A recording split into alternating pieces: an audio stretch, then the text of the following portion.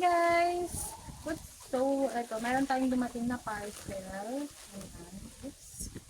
Tingnan natin kung legit yung in-order natin kasi in-order ako na kitchenware. Oh, kitchenware set. Tapos, ito na siya.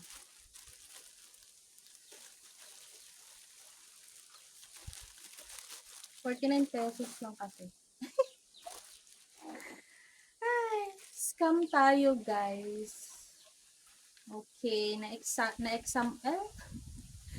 ano?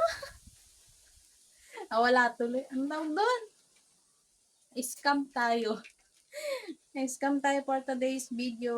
Ayan, hindi yung mga kaserola, kawali, yung makikita nyo dyan, yung, ayan, hindi yan yung dumating. Ito siya, mga sandok. Okay lang din, ₱49. Ay, nako. Hindi nga papabudol next time.